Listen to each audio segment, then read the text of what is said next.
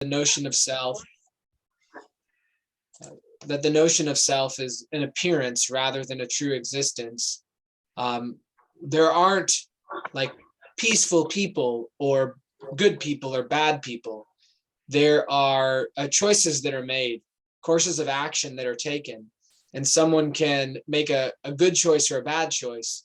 That doesn't mean they're a good or bad person. They always have the ability to make the other choice. A good person, after 100 years of making good actions, could choose to do a bad one. Someone who's done 100 years of bad actions could all of a sudden choose a good one. So that it's not something inherent in a person that distinguishes them as inferior or superior, but it's rather the actions that they're taking regularly. And if we take refuge in the Buddha, but then our actions are at odds with that, if we're killing beings, we're lying, we're stealing, and breaking all of these guidelines that the Buddha set, well, then that refuge is going to be relatively ineffective compared to sincerely taking refuge with not just the Buddha, but also the Dharma, through practicing the Dharma, and through seeing all living beings as at least equal to ourselves, so that we don't do anything to harm them. So then in that case, the refuge is actually based upon taking the actions that align with the teachings of the Buddha. So, okay, being the owner of the action, you know what is the word action mean? Yeah. The word action? Mm-hmm. I would think it would be where there is it's like similar to, well, volition. It follows a volition. It follows a choice. An action is, it doesn't necessarily have to be physical. I think generally when we speak of actions, we think of it as physical, because we'll say like right action, and we separate right thought or right speech. But I think action could kind of encompass all of those things. Any course that we put into motion, that we actively pursue, where we, either involving moving our body or speaking or following a certain line of thought, where it involves the executive function that we have, this ability to choose something over something else. Tell me, do you understand what the action in this the whole paragraph here refers to? So I'm thinking actions are the actions of the body, the mind, and the mouth. That's correct. Action, it means karma. Karma, it means action in Buddhism. So we have three actions: action of the mind, the mouth, and the body. From these three actions, we create 10 good deeds or 10 bad deeds. That's correct. So that's why the Buddha said that being are the owner of their action. That means we are the owner of our own karma. Does that make sense? William? Yes. Students care of their action. Care, that means we inherit, right? From our action, right?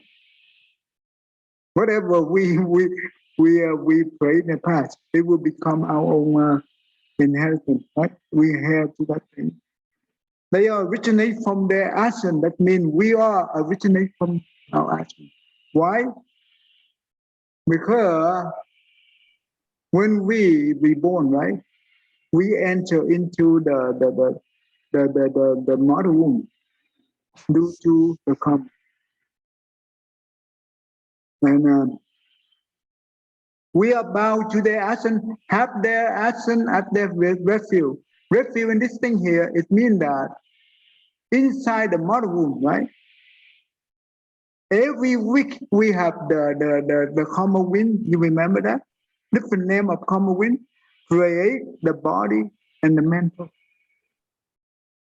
All our body and the mental are the features produced, created by the karma. That's what we say. Have their action at their refuge. We refuge in the karma. Does it make sense? I hope I make some sense here. Yeah. It is the action that distinguishes being as inferior and superior. Inferior, that means it's someone who born into the lower class. Like versa with superior, that means upper class. Someone who born into the poor family, like versa with the wealthy family, right? And someone born with the intelligent, or vice versa with the stupidity. And someone born with the good appearance, or the born with the ugly appearance. Someone born with the first body, or the born with the birth defect. Asan, that means the karma is distinguished between as inferior and superior. Does it make sense, right? This is very powerful teaching that the Buddha teach. Did you read this thing? There is a sutra related to this thing. I think I saw you one time already. Did I? Could you say that again? You said, did you read what? There is a sutra related to this thing here. Okay, let me show you.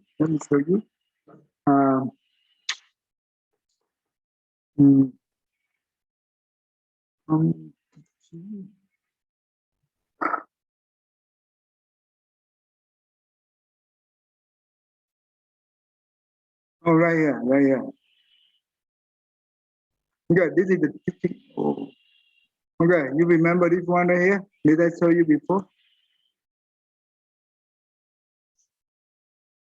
I don't think so. Oh, no. Oh. Tammy, did I show you this thing? No, that doesn't look familiar.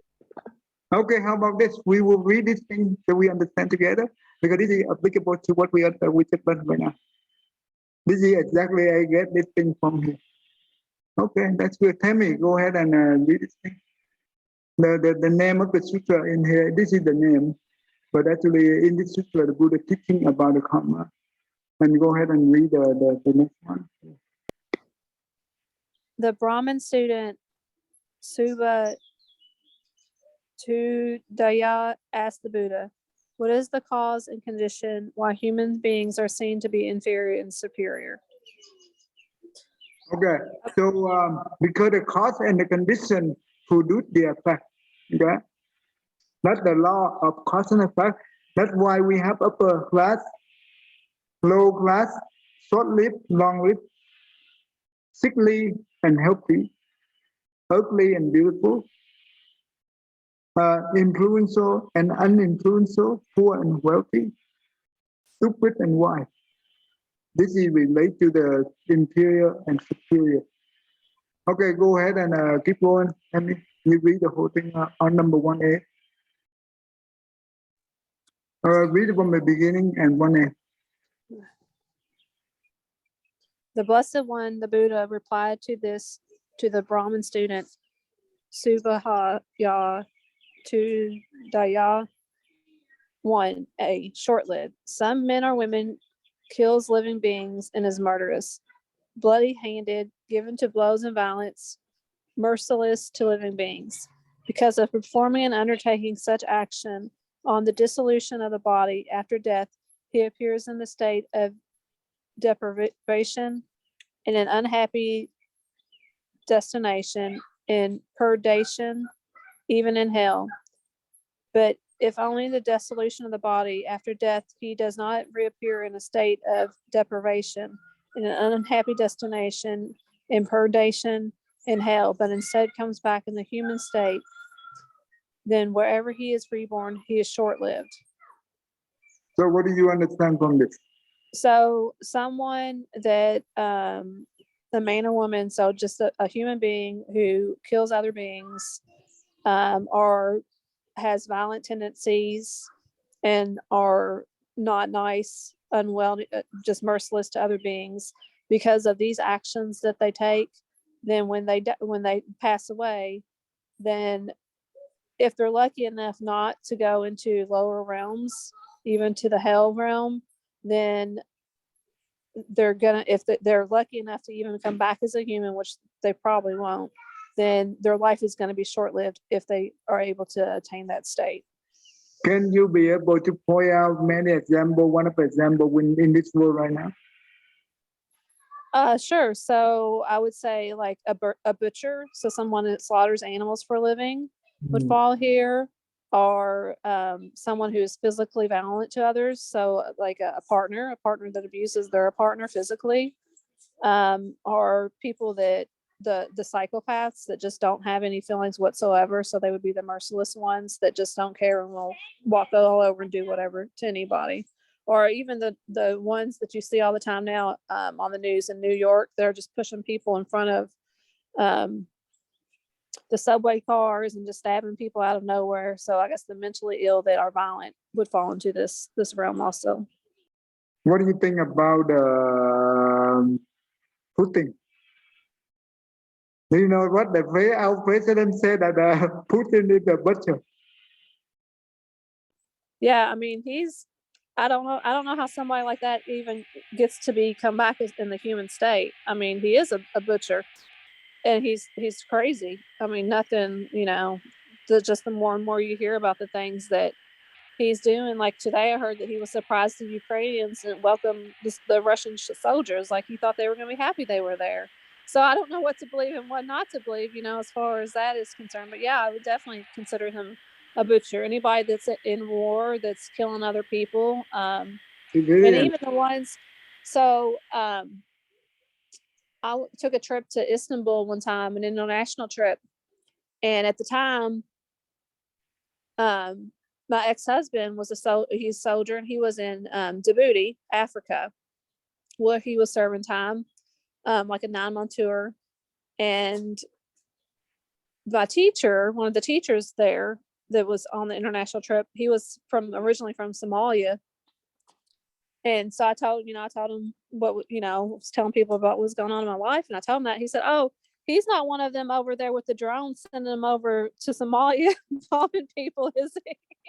And I was like, "What?" I was just so surprised. I was like, "What is he talking?" I had no idea, And so when I brought it up to my ex-husband, he's like, "Oh, well, we're not the ones doing that," And I'm like, okay, so even if it's not like, I would say not even like doing it firsthand, where, back in the day, wars were fought, like where you could see the people that you're killing and stuff. But even, doing it where you can't see them, I mean, that's still the same difference. You're still murdering other beings. And you know what I also learned that I don't know if it's true or not, but the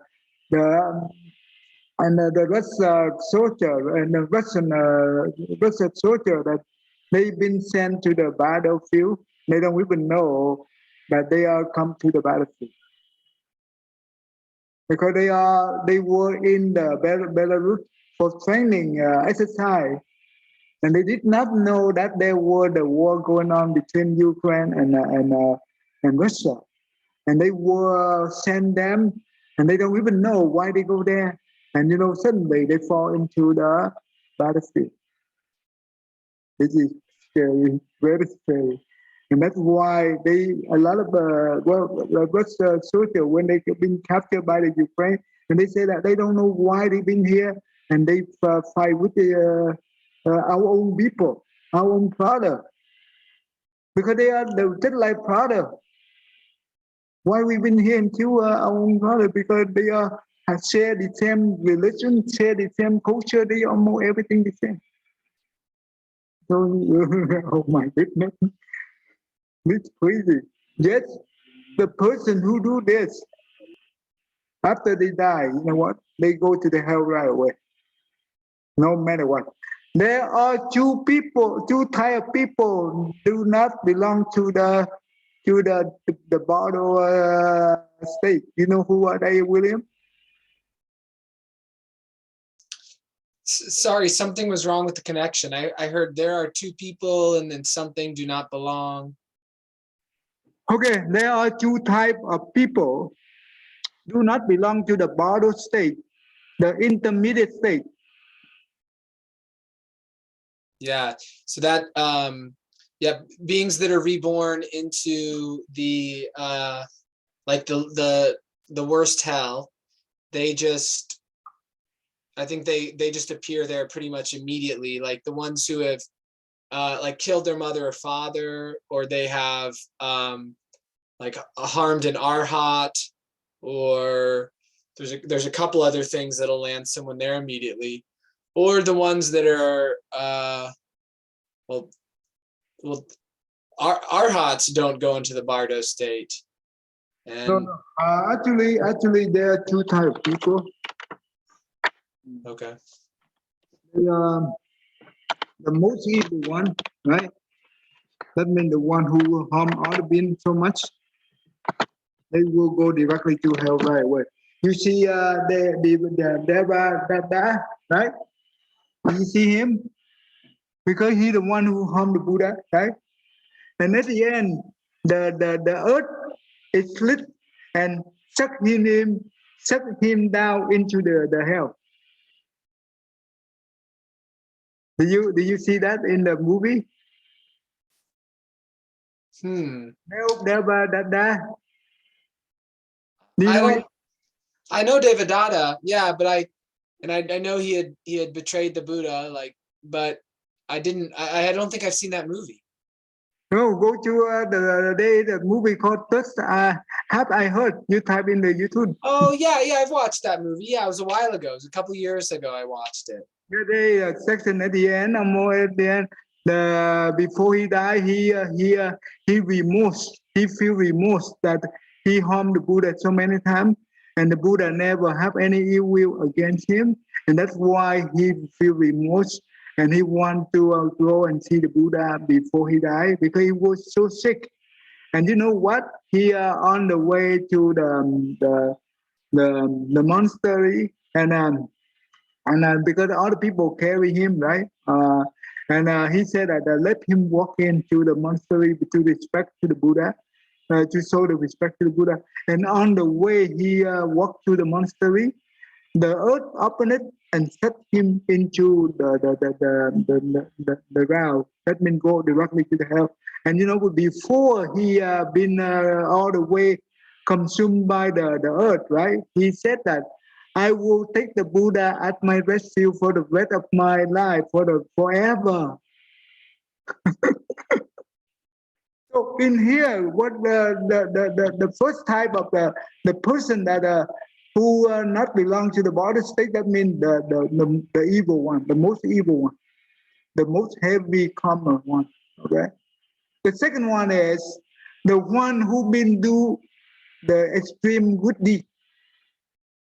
That means benefit so many living beings. Okay, when they die, they don't need to go through the body state. They go directly to the heaven due to their excellent karma. So that's the two type of people. So in this case here, if the one who harm our fellow living being, right, fellow human, right, they will go directly to hell. And after they've been in the hell for a long time, and to pay for whatever the debt they pray, and after that they will be reborn into the hungry ghost and do an animal realm and so and go back to the human realm. Even though when it's born into the human realm, they will have a short life. Does it make sense to you? Yeah. Mm-hmm. Okay, William, read the next one, please. Thank you. Long-lived. Some man or woman abandoning the killing of living beings abstains from killing living beings with rod and weapon laid aside, gentle and kindly. He or she abides compassionate to all living beings. Because of performing and undertaking such actions on the dissolution of the body after death, he or she appears in a happy destination, even in the heavenly world. But if on the dissolution of the body after death, he or she does not appear in a happy destination in the heavenly world, but instead comes back to the human state, then wherever they are reborn, their life is long-lived. Okay, so this is easy to understand, right? Mm-hmm. Okay, can you tell me why when we do not harming other, killing other, That we have a long life. What does that mean in science? Well, I think of like on big picture, we zoom out and we look at like the idea of conservation of energy. Kind of like if we're creating something, we're associated with the creation of some sort of energy, or in this, some sort of karma, an action. And, in that action, there is an intention, and it's given, the intention and the actions given by a certain state of mind, a sort of disregard for the well-being of another. That then in future lives, it's like we've attracted that to us. So it's like we've created an association with that mind state. Our consciousness is associated with that state of disregard. So in one life, we may be dishing it out, but then in the next life, we're going to receive it because of balance. We've created that energy in the world. We've associated ourselves with it. And like, if you have a wave, if it's say you're in a bathtub and the wave pushes up against a wall, it's going one way till it hits the wall, then it's going to come back the other way. So like if we're putting something out into the world, then it makes sense that eventually it would come back to us. So you remember in Buddhism, we also have the ceremony for the liberator, the living being, right? The bird, the fish, or whatever, right? So when we do not kill others, that means we give them a chance to live, right? Then we will, and that's why that also means that we give us a chance to live long. Because when we don't have the mind of killing, that means we are practice of loving kindness, right? The mind with the loving kindness, it means the mind of free from anger, free from ill will, right? Ill will, and that means when we are free from that, our mind is very good, right? In a good state, and that's why we don't create any kind of sickness for ourselves, and that's why we prolong our life. Does that make sense? Vice versa, when we harm other people, when we kill other people, our mind always have the ill will, always in the emotional, in the anger emotion, right? We always brutal, right? Then that means we shorten our life. Does it make sense? We shorten our life.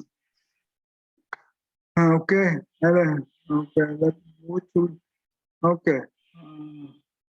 All right. Tammy, you go ahead and do one and two A and two B together.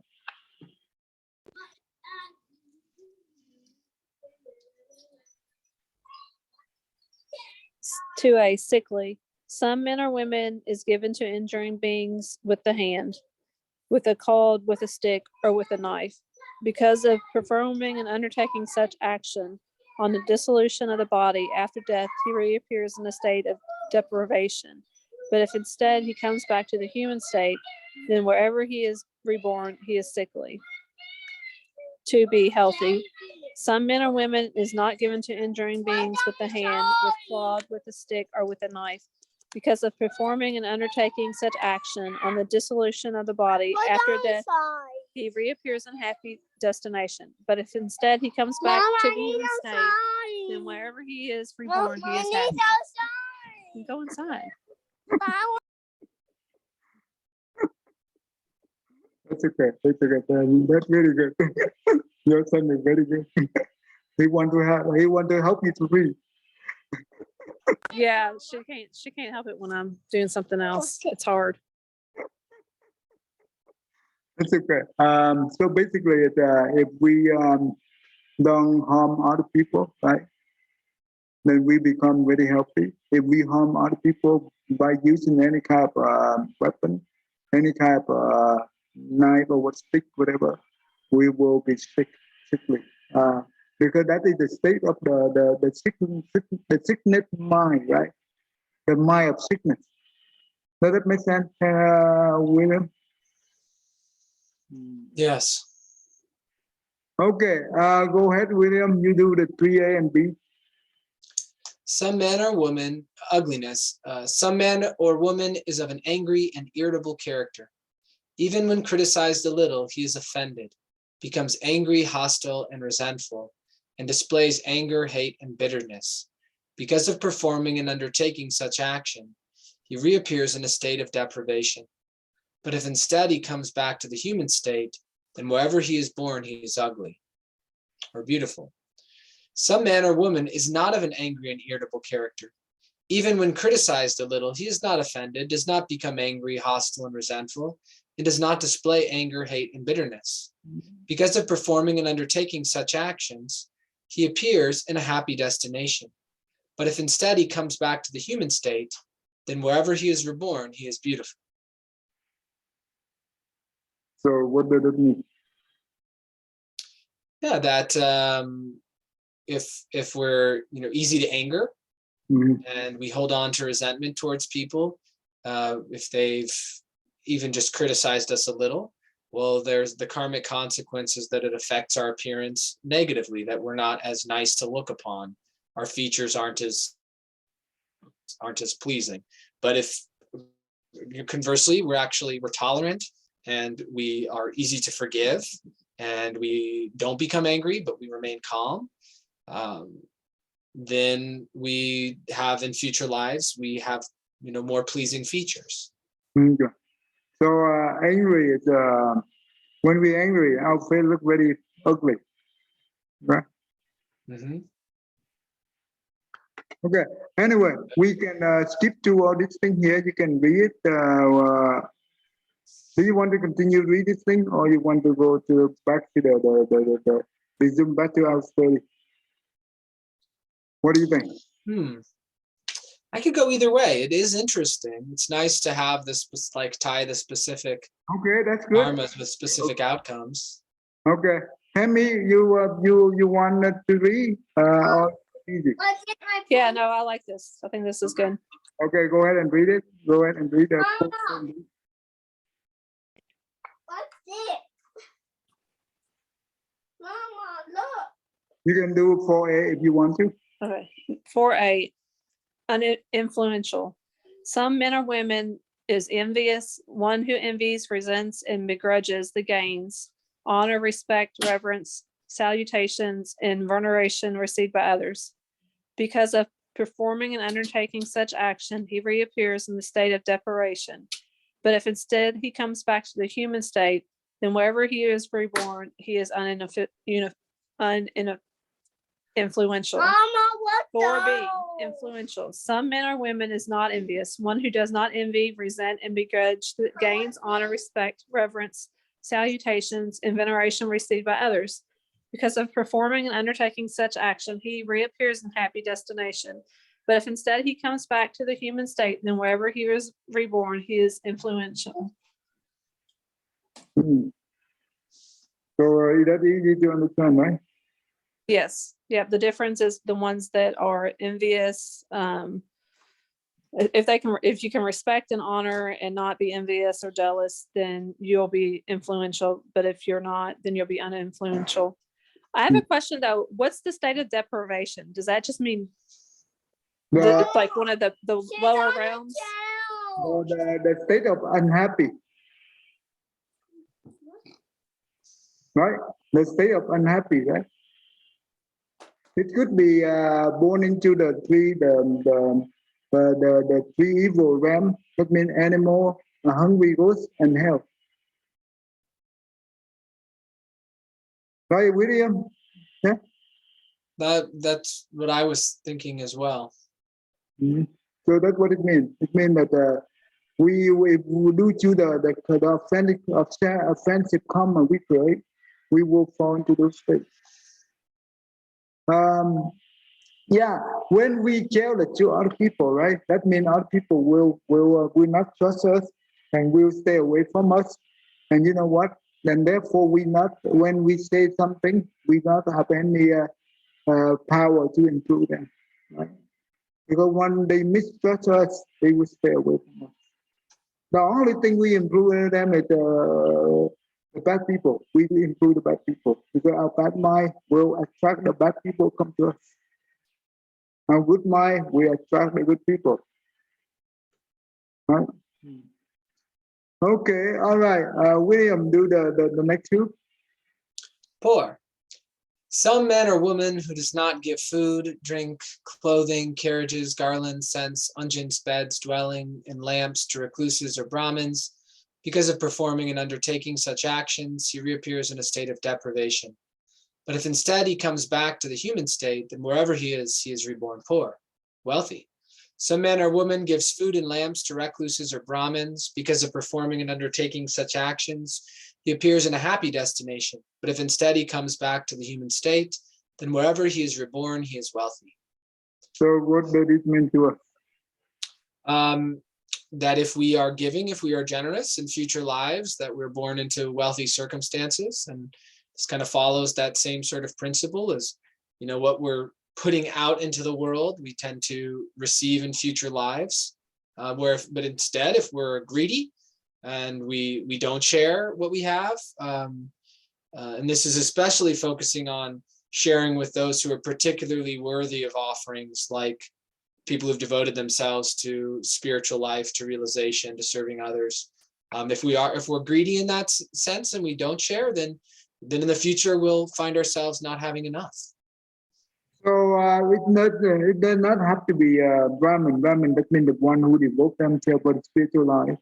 But you can do the giving to the ordinary people who in need, the one who in need.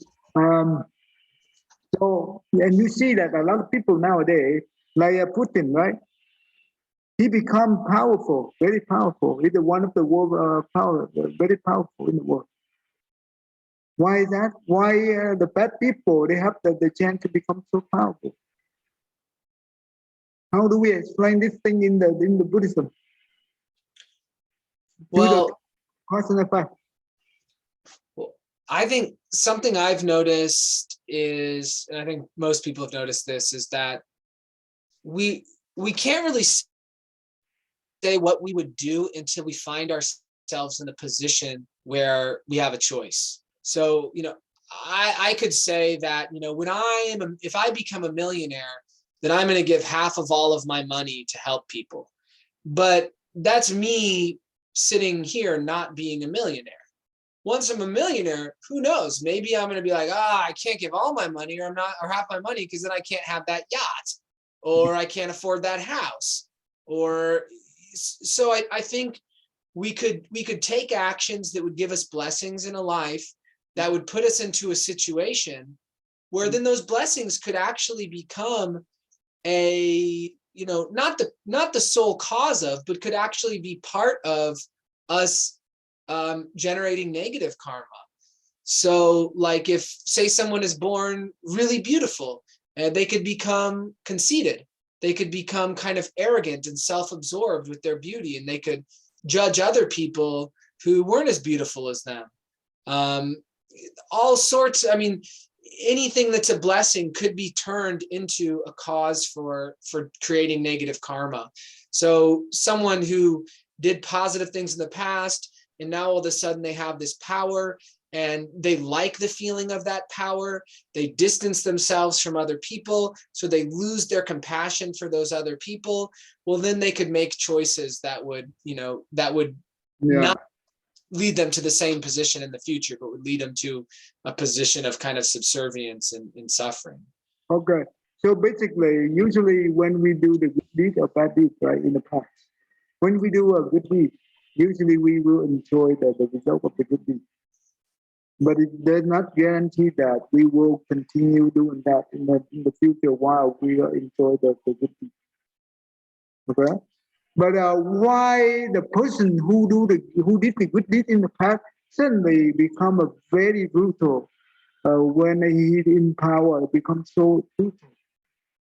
It doesn't make sense, because at the beginning he was the one that give to order, always care for order. Now suddenly it turned like 180 degrees. How will that explain to us? I mean, we have the saying, absolute power, corrupts absolutely. We generally see this trend is when people get power and they're no longer subject to other people being able to influence them, that they tend to not not consider other people as much. So why, when they develop the momentum of considering people, probably because initially when they did those actions, they may have been doing them with the wrong intention. They weren't doing them from a place of like compassion, but they may have been doing them for a place in order to get some sort of benefit in the future or to impress the people around them. So perhaps it was in the seed of their intention when they made the good karma. Okay, that's one way to explain. Tammy, what do you think? So they've accumulated a lot of blessings in the past, but not enough merit. So they run out of merit, basically. So they'll keep with the blessings of being, wealthy and being in power, but the merit runs out on them because they didn't develop enough merit throughout their previous existence. So it's not ingrained in them. When you say the merits, you mean the virtue, right? Yeah, the good virtue, like we talked about before, as far as like studying the Dharma, because that's the best merit, because that will stay with you. It's in your subconscious, so it will travel with you. And if you don't do that, then yes, you can be reborn. And because you were a good person before, you may have lots of blessings as far as wealth and power and influence, or beauty or whatever. But you can run out. You can make that switch to being greedy, because you haven't developed the bodhicitta, or the goodness within yourself fully. Okay, so let me try. I hope let me try the best to explain in my view. But let's say that the people who do good in the past, yes, they become bad, but it's not this kind of evil like you are putting. The reason is for the dictator in this world, the world, the one who become a dictator in this world, right? They usually come from the animal. They from the animal reborn into the human. And usually, what kind of animal they are, in the past they are, they could be the wolf, they could be the cougar, they could be the tiger, they could be the very wild, very brutal animal. And why those kind of animals become human and become enjoyable in this kind of blessing that they have? How do we explain that?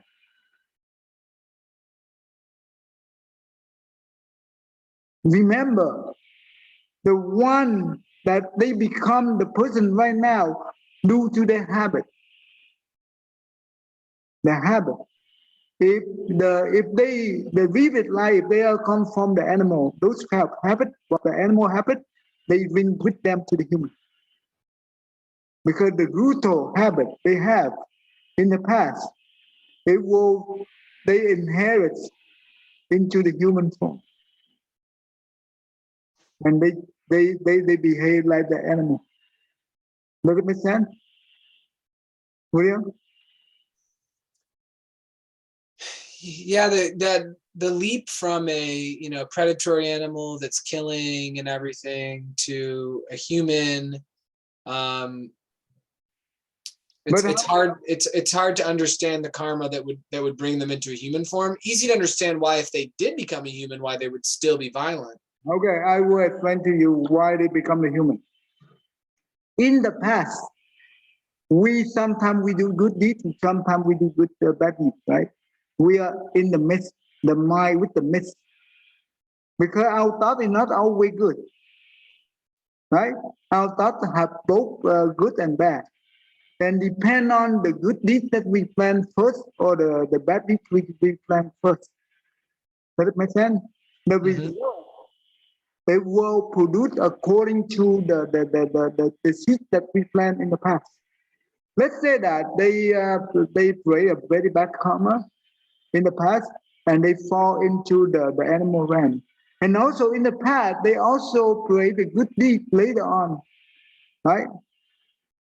And you know what? After they repay for their animal ram of their bad deed, and you know what? The good deed that they do the given in the past become fruitful. Fruitful, that means it ripen, and they will be born into the human realm.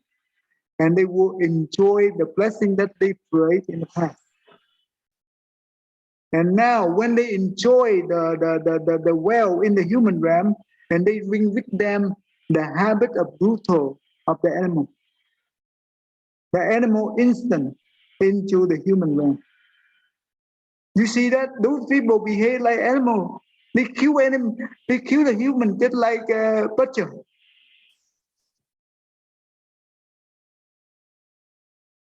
They care less about the human well-being. No, it's scary. Does it make sense to you, William? Yes. Tammy, you understand so far? Yeah. Yes, I understand, but I'm there with what William was saying. It's hard to even understand your explanation, and that makes more sense. But that's a big leap from being an animal to human, since the human life's so hard to come by anyways. And not only that, but they're bringing lots of blessings with them to be able to, be so powerful and so wealthy. So it seems they would be a good person, but the bad habits, that makes sense, because you keep doing what you're used to doing. Think about it. You remember I told you the story about the Sakya king, the heaven king, right? He the god. He the king of the god of the second the second realm of the desire realm. And you know what? He enjoyed all the blessing 36 million years, right? Enjoy all that thing. And you know what? The next life he be born into the animal. How do we explain that? William. Well, that he had used up all of his blessings, and then it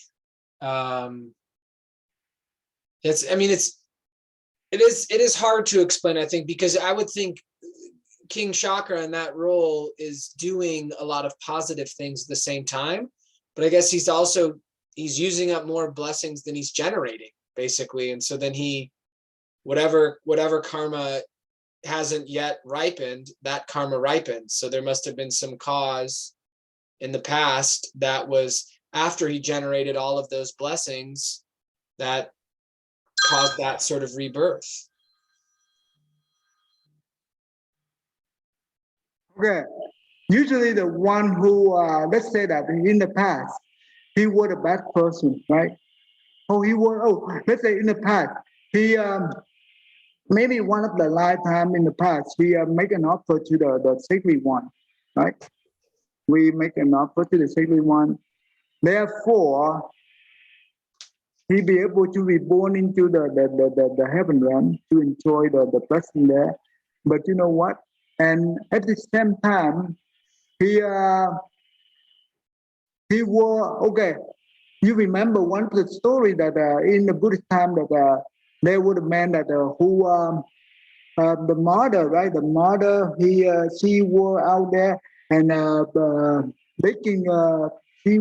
She was baking for food, right? And bring home to feed the son. And the son was out the field and try to do the farming, right? And you know what? At noon time already, but he did not see the mom come back, and he said, "Yes, you know what? He had the ill will against his mom." And what kind of ill will that he have in his mind? He said that my mom is even worse than the animal. That the animal can be able to feed their son, to feed the children. How come right now my mom is not come back to bring the meal to me? Do you understand? So when not too long after that, the mom be able to get some food, got some food, and she got the food back because she did not want her son to be angry or be hungry. and he got to a bag of food. And you know what? He sit down and enjoy. Before he enjoyed the food, he saw the Pasika Buddha. That means the Pasika Buddha. You know the Pasika Buddha, right? Mm-hmm. The one above the Arhat. Mm-hmm. Fly on the sky, in the sky, right? And he looked up and he had he raised the thought with the of mind, the Pasika Buddha, and he wished that he wanted to make an offer based using his food, right? And so the Pasika Buddha came down, and the sun split his foot into half, and used his half meal to offer to the Pasika Buddha. Due to the half meal he had, he'd been able to enjoy many good life in the heaven. But due to the bad karma that he had with the ill will with the mom, he been reborn into the animal. You understand? Because our mind is mixing with the good and bad, depend on the mood that we have. Especially the heavy karma is when we have the ill will against our parents.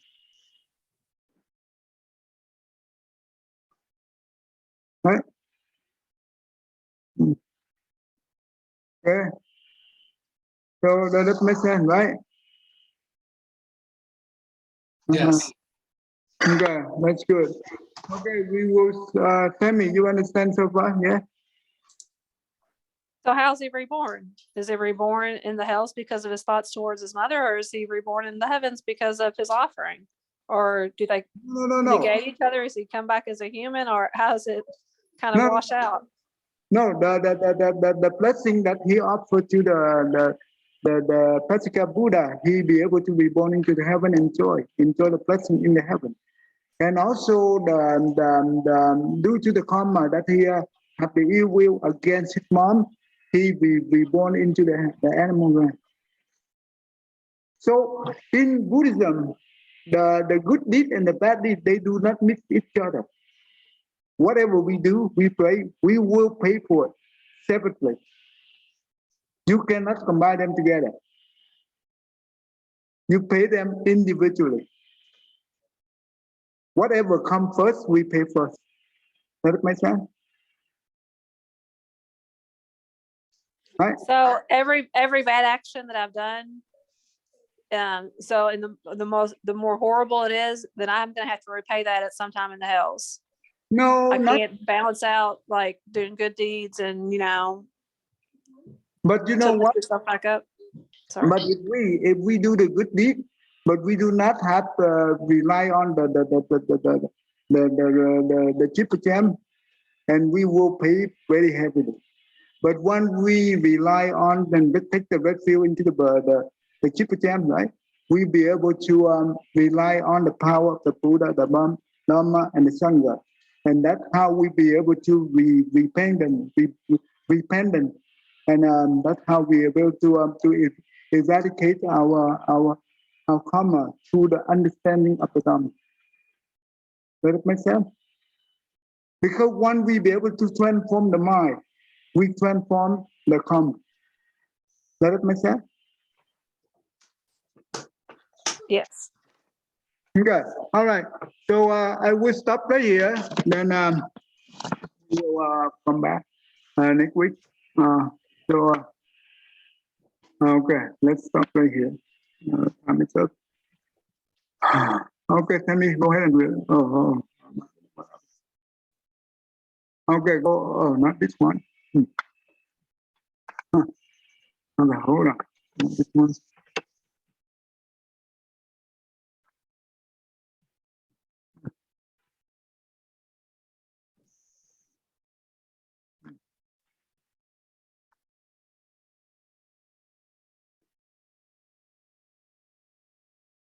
Okay, go ahead, Tammy.